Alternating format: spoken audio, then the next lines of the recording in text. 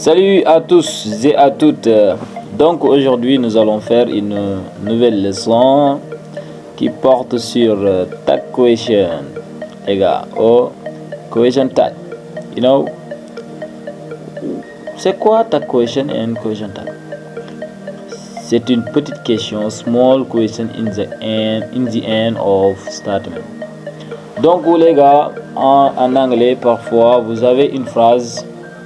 Et maintenant, à la fin de cette phrase, vous voyez une petite question à la fin de cette phrase.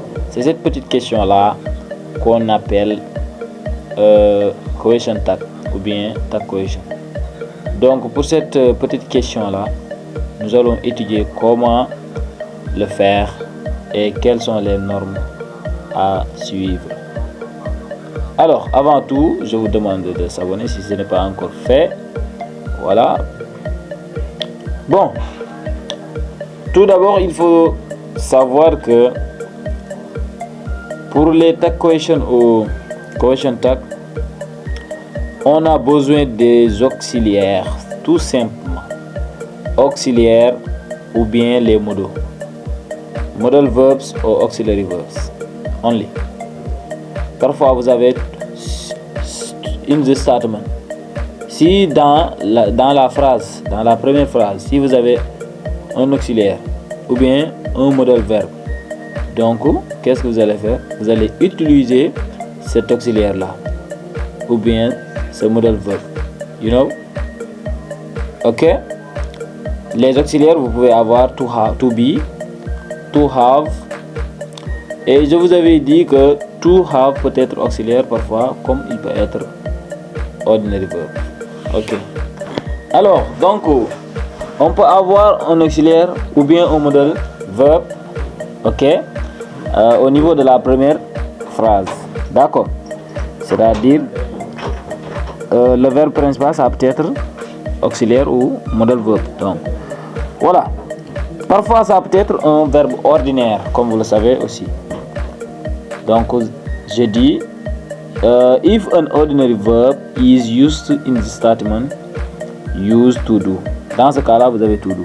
Donc, je vous avais dit, quand vous devez avoir un auxiliaire et que dans une phrase, vous n'avez pas l'auxiliaire, donc pour avoir un auxiliaire, vous empruntez to do. C'est simple. Si vous voulez poser des questions, parfois, vous n'avez pas auxiliaire pour faire de la permutation, empruntez to do. Mais ici, même chose. Tag question, vous avez besoin de to do si vous n'avez pas auxiliaire ou modal verb à l'instant. Autre remarque également à faire, si vous avez une affirmation affirmative statement, c'est-à-dire positive statement, vous aurez une negative tag. Le tag sera négatif. Si vous avez negative statement, affirmative sera positif. Positive tag. Affirmative tag. Contraire, ce que vous avez ici, vous avez le contraire au niveau de la tag question. Vous allez mieux comprendre au niveau des exemples. You are a student. You are a student. Ce qu'on appelle ain't you. Ce qu'on appelle ici statement, c'est you are a student. Donc, tag question sera aren't you ou ain't you. Donc, ce sont ces deux parties à regarder, tout simplement. Maintenant, si vous avez le tag et que vous voulez avoir le statement, ou bien si vous avez le statement et vous voulez conjuguer le tag, donc il faut bien regarder. You are statement to you are. Are is an auxiliary. As are auxiliaire to be. C'est l'auxiliaire to be. Donc, si vous avez auxiliaire, qu'est-ce qu'on a dit? Vous utilisez cet auxiliaire. Vous n'avez pas besoin d'emprunter. Donc, je vais utiliser to be. Mais, on a quoi? Are is positive. Donc, négation, aren't. C'est are not. Mais ici, on contracte. On fait la contraction. Ain't you. Ok. Alors, pour cette phrase, Ami is not a good player. Is she. Je vous avais dit, je vous ai pas dit que le tag question c'est pour dire n'est-ce pas, c'est n'est-ce pas. You are a student, n'est-ce pas? Vous êtes élève, n'est-ce pas? Si vous voulez là on utilise le tag question. Donc you are a student, aren't you? Mais Ami is not a good player. Is, c'est to be, n'est-ce pas? Is not. C'est négatif également. Donc on aura quoi? Is she. Ami. Et vous en remplacez Ami par she. Is she. C'est le pronom là-bas. Donc c'est une question très courte. The teacher has given an exercise. Hasn't he? Because ici has is un auxiliary. Donc si c'est un auxiliaire, donc maintenant vous n'avez pas besoin d'emprunter, donc vous faites directement. Et c'est positif, donc ça doit être négatif. The teacher has given an exercise. Hasn't he? Donc les gars, c'est ça. Donc le tag question, si vous avez auxiliaire, vous utilisez le même auxiliaire et vous posez la question. Si c'est positif, vous mettez négatif là-bas. Et si c'est négatif là-bas, vous mettez positif de l'autre côté. Alors, donc pour le modal verb, je vous donne cet exemple. You can speak English. Can't you? Ici, vous utilisez directement le modal. Donc, can't you? You will go to Dakar. Want you? You want to go to Dakar? Will you? Donc, si c'est un modal, must, can, could, may, might, shall, should. Donc, vous utilisez directement le modal. Ok? Maintenant, pour l'exemple ordinary verb. Verbe ordinaire, c'est quoi? C'est un verbe qui n'est pas auxiliaire et aussi qui n'est pas modal verb. Donc, ce sont le reste des verbes. Alors, si vous avez ces verbes-là, je vous ai dit, vous utilisez to do parce que vous aurez besoin d'un auxiliaire ou bien d'un modal verb pour faire la tag question, n'est-ce pas? Maintenant, ordinary verb. Mais aussi le temps aussi également, il faut en tenir compte. Je vous ai donné ces exemples pour que vous puissiez remarquer. Donc, le temps, ça dépend du temps. Si c'est présent, vous utilisez le présent. Si c'est passé, vous utilisez le passé. Binta, Doudou spoke Arabic. Binta, il y a une virgule là-bas. Binta spoke Arabic. C'est au passé. To speak. Spoken. Didn't he. Donc, ça, c'est un verbe ordinaire. Mais, on ne peut pas dire is speaking he. On ne peut pas faire ça. Mais, on a besoin de to do. Et ça, c'est au passé. Donc, to do sera conjugué au passé. Binta spoke Arabic. Didn't he. Alors, là, c'est positif. Donc, spoke, c'est positif. Donc, là-bas, didn't sera négatif. Binta, Doudou, dimanche. Binta didn't eat the bread. Binta n'avait pas mangé le pain. Oui. Donc, Binta didn't eat the bread. Vous aurez de quoi? Did she. Parce que là-bas, c'est négatif. Didn't. Donc, ici, c'est did. Alors, l'exemple suivant. Donc, Moussa knows the answer. Moussa, c'est la réponse. Vous voulez dire, n'est-ce pas? Donc, Moussa knows, ça c'est présent. Mais aussi positif. Mais également, donc, qu'est-ce que vous aurez à avoir au tag question, à la petite question?